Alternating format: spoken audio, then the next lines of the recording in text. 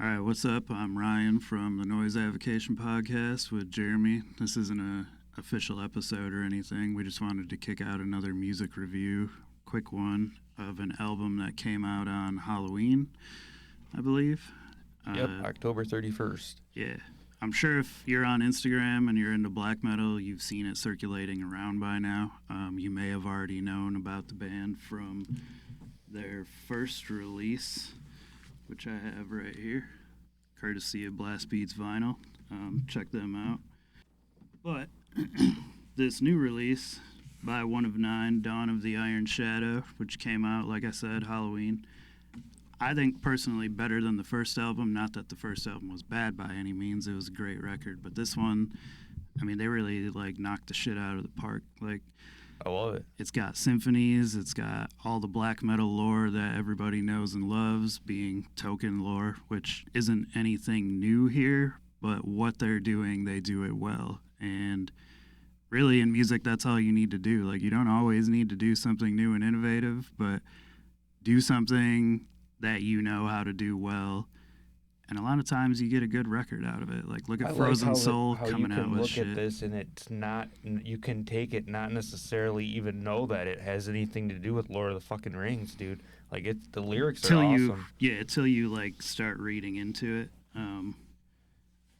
First looks on the cover, it has a dude with a sword fighting a crazy looking beast, which is a check for a black metal album just to begin with. If it doesn't have an icy castle or some guy fighting something, then you kind of don't know what to expect sometimes. Or you could have the classic black and white cover the lo-fi horrible picture but the artwork's cover. Fucking amazing on there. Yeah, I'm not sure who did the cover. The cover was done by that Ted dude. Okay, so Ted Nasmith, I believe. Sorry, Ted, if we're mispronouncing your name, but shout out to that dude for doing the artwork. There is a couple different variants of this out there. I believe this thing's mostly sold out everywhere, but opening it up, the package is awesome. It comes with this booklet that has all the lyrics and everything in there, which is really cool. A lot of times for a standard single LP release, you don't often get all these little extras and stuff. So to have this booklet is a plus, but also has this double-sided poster. I like how every song has its own fucking piece of art, next to the lyrics or whatever. Yeah. I think that's the stuff that's kind of the cool. giveaway for the Lord of the Rings lore to me. Right.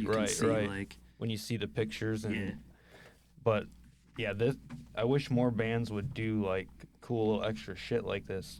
Posters are always awesome, but I was really surprised by this. So it's nice. It's done well. It's all glossy and shit. Yeah, I heard the band. And Profound Lore is pretty much a dead giveaway for a good fucking band. I mean, it's pretty much you can count on that label, I would say, as far as getting you're gonna get a quality fucking metal band out of that fucking label. Yeah, Profound Lore. Wolves of Hades is another one that consistently puts out a lot of good stuff. Speaking of which, if you haven't heard the new Lamp of Murmur record yet, check that out. That just came out kind of recently, but the physicals I don't think come out till January or something like that. But we were waiting to get this in the mail, which was a little hard to track down, but thankfully to one of our distributors at the store, we were able to find some copies. Some of these, the royalty version, are going for well over $100 online already. Yeah, it's insane, dude. The CDs, the tapes, everything are already they're sold out everywhere. The markup is there. So I think Instagram really the hype really drives a record a lot of times. People will circulate, and I love that because you'll be okay, what's this record about? I remember when that happened with Stormkeep. You're all right, I'm gonna check it out, see what it is, and then sometimes you're I don't see what the hype's about. Right. But then more often than not, you're holy shit, I see why everybody's hyping this up. But then it's also a double-edged sword because then it's hard as fuck to get sometimes. You gotta be on it. You know what I mean? That was what I was gonna follow up with. Is it sometimes with that hype, then everybody wants it, whether or not they really want to listen to it or they just want to show it off as they got it. Sometimes it makes it hard to get. So if you got a copy of this record, then Good for you. I'm sure they'll be doing represses at some point with the success of the album. At least I hope so. It's readily available for everybody who wants it. You would think, because it's like they already had multiple copies out. I know, like, when they only put out 200 on like one color and then done, that's it. Yeah. That's what it seems like. Oh, now we're screwed. But hopefully, like, maybe like Blast Beat will have its own fucking variation or something down the road. I was kind of surprised to see they didn't have it already, but Right. I'm sure just it was hard to get, like I said. Could have been. For him to supply his store with enough copies to distribute to everybody that shops there was probably difficult. But yeah, he seems to have a lot of hookups though. So, but first listens on the album, what'd you think? Typical, like you said. There's no surprises. I love how it starts out like your typical black metal, like, symphonic, like little intro. There's like the talking shit in it. But I really like the fucking, obviously, Dreadful Leap School, Age of Chains, the second track, rips. But when I got of Desperate Valor, that song's a fucking banger, dude. That's track 4, right? Yeah. Well, I think it's like, 6 minutes long. I think it has like everything in it. It's like there's guitar solos, there's slow parts, there's symphonic parts, there's operatic, like, and there's fast, slow, it's groovy. Like, I really like that song. I think it rips. I liked it. The more I listen to it, the more I like it. It's one of those albums, too. Like, kind of grows on you. Like, when I first seen it coming out, because they had a single out, I was excited to hear the album, but I actually didn't listen to the single until the whole record came out because I wanted to hear the whole thing. I really liked the first one. Obviously, I bought it when it came out. This one I was pleasantly surprised with, though. Like, the first one wasn't lo-fi by any means, but there wasn't as much, like, symphonic type of atmosphere going on there. There wasn't really, like, bells and chimes. It was kind of just a little more straightforward. Not that there's anything wrong with that. Like, again, it was a great record. But this one, like, the bells, the chimes, the symphonies, the chanting, like all that stuff combined into an awesome, awesome album. I like Age of Chains a lot, where like midway through the song, there's a little bell section and then a breakdown starts. Yep. I love those little like just like 10-second like fall offs where you get like a little melody going and then it brings back in something heavy.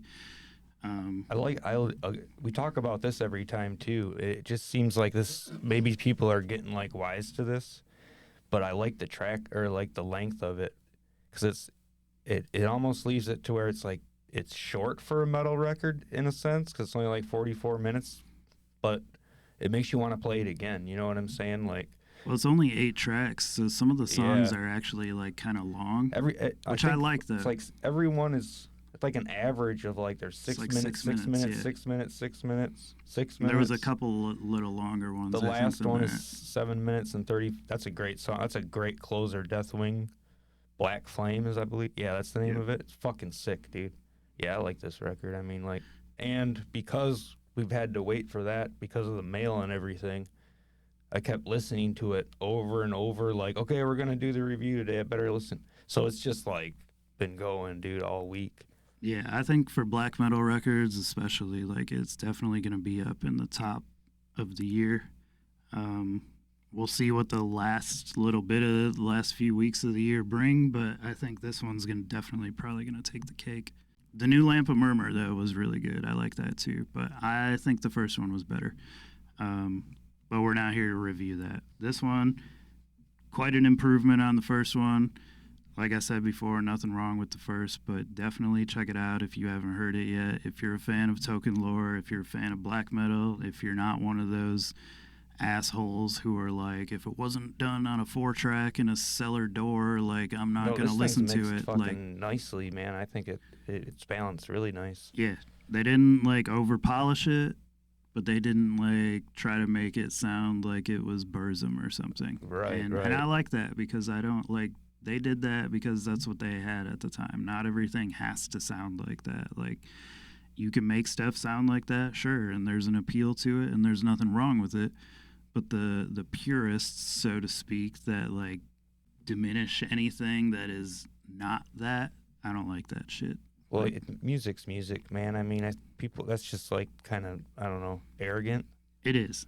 It's like saying Frozen Soul sucks because they're not Bolt Thrower or something like that. You know what I mean? Like, Yeah, it doesn't make they, any they sense. do what they do well, and these guys do what they do well too. The band, as far as I know, is pretty much anonymous. Like, I don't know who's in it. We don't know their names really. There's some names on the back of the poster, but I don't know who's who or what. And Oh, and I don't think we said it, but on the lead single, which I didn't even, Ryan told me about this album that it came out, so I didn't even listen to it until I listened to it like track 1 through 8.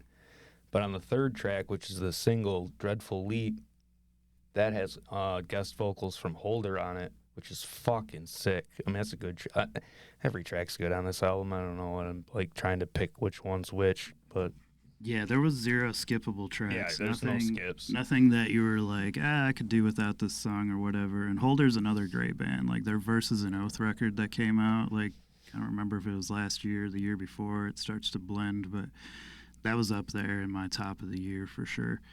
And I love that Tanner from Majesties is one of the members in that band now. And that dude, like, he's so busy, he never seems to do anything wrong. But we're looking forward to the new Majesties record too. Yeah, that'll be fucking sick. We'll be interviewing them when they put that out at some point next year.